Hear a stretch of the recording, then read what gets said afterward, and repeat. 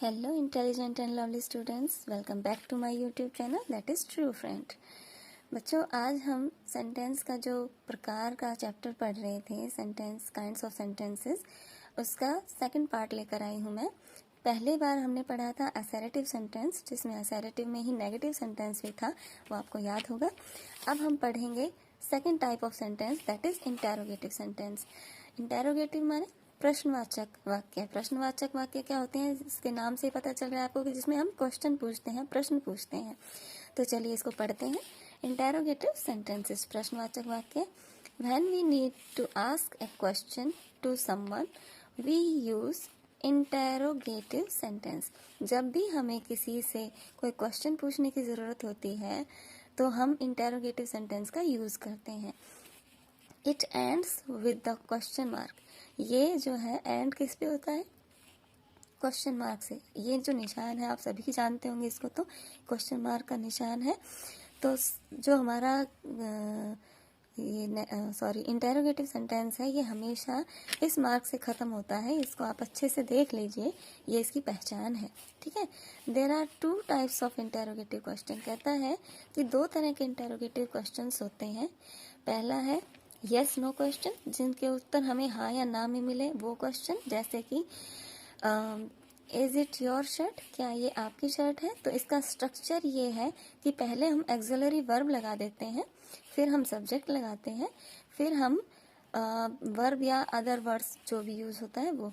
क्योंकि इस पूरे सेंटेंस में इज इट योर शर्ट में एक ही वर्ब थी जो कि एक्सिलरी वर्ब थी, और वो हमने सब सब्जेक्ट से पहले प्लेस कर दी है, तो ये क्वेश्चन मार्क बन जाता है। बच्चों आपको ये तो अच्छे से पता होगा, इंग्लिश में जब हम is, am, are, has, have, had ये सब्जेक्ट से पहले लगा देते हैं तो वो क्वेश्चन बन जाता है वो वाक्य।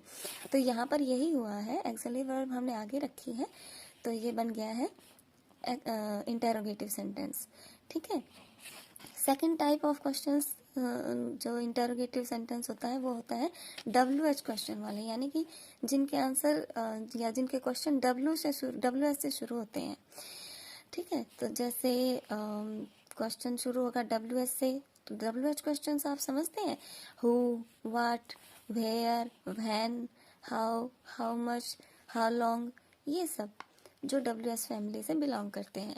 तो क्वेश्चन वर्ड लिखेंगे पहले, यानी कि हु, वेयर, विच जो भी है वो लिखेंगे, फिर हम एक्सिलरी वर्ब या वर्ब लगाएंगे और उसके बाद अदर वर्ड्स लिखेंगे। तो ये हमारे उस सेंटेंस का स्ट्रक्चर है। पहले क्वेश्चन मार्क का जो क्वेश्चन का वर्ड होता है वो, उसके बाद वर्ब या और उसके बाद अदर वर्ड्स। जैसे हु इज देयर, कौन है वहां पर या वहां पर कौन है। तो पहले हमने हु लगाया, ये क्या है WH वर्ड, फिर एक्सिलरी वर्ब, फिर अदर वर्ड्स। ये ऐसे ही अगला सेंटेंस है विच इज योर वॉच, आपकी घड़ी कौन सी है। तो विच WH word is axillary verb, your watch is subject कह सकते हैं आप इसको, या अदर वर्ड्स भी कह सकते हैं। ठीक है। तो ये हमारा हो गया इंटेरोगेटिव सेंटेंस। तो अगला जो पार्ट है वो है इम्पेरेटिव सेंटेंस का। इम्पेरेटिव सेंटेंस भी बहुत ही आसान होते हैं, आप जब मन लगा के पढ़ेंगे मेरे साथ आपको बिल्कुल समझ में आएगा। अगर कुछ समझ में नहीं आता है आप मुझे कमेंट करके ज़रूर बताइएगा, मैं आपकी प्रॉब्लम को डेफिनेटली सॉल्व करने की कोशिश करूंगी। ओके। तो चलिए पढ़ते हैं इम्पेरेटिव सेंटेंसेस। इम्पेरेटिव सेंटेंस क्या होते हैं, देखिए। When we express some command, request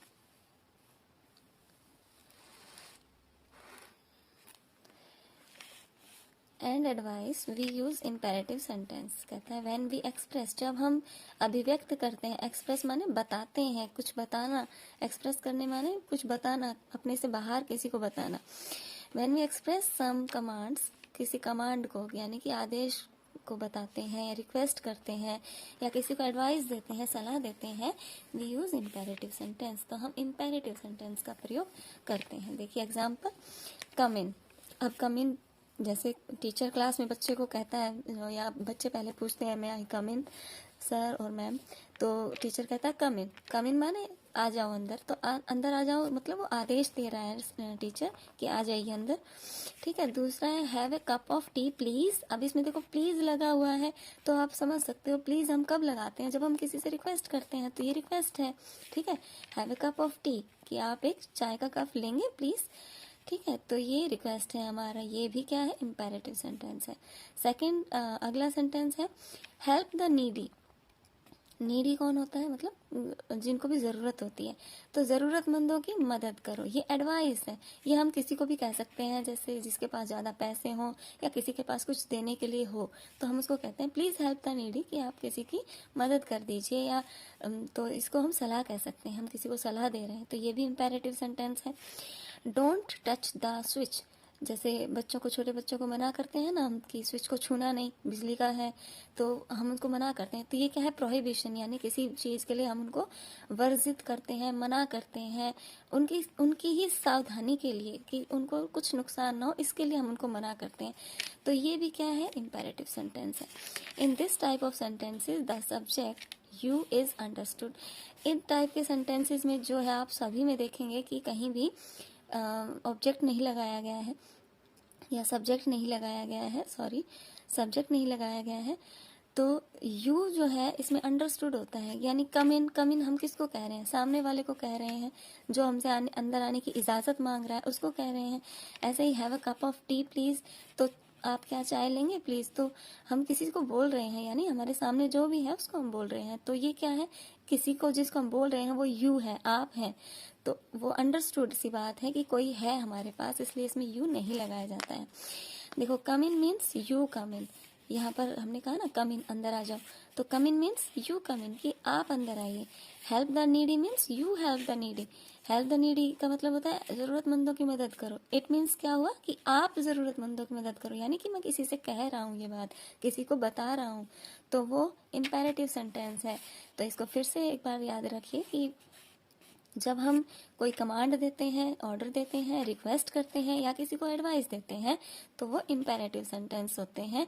इनमें सब्जेक्ट नहीं लगाया जाता, इनमें सब्जेक्ट यू होता है और वो अंडरस्टूड होता है। आप नहीं लगाएंगे तो भी पता चलता है कि हाँ, किसी को कहा जा रहा है। इंटेरोगेटिव ये एक प्रश्नवाचक है, इसमें दो तरह के होते हैं, यस नो और WH। ये बहुत ही ईजी है, जब आप अच्छे से इनको लर्न करेंगे बिल्कुल आपको समझ में आ जाएंगे और आप कभी कंफ्यूज नहीं होंगे। आई होप आपको बहुत अच्छे से समझ में आया होगा। फिर भी अगर कोई बात रह गई हो तो आप मुझे कमेंट करके बता सकते हैं, मैं आपकी प्रॉब्लम को डेफिनेटली सॉल्व करने की कोशिश करूँगी। Thank you and thank you.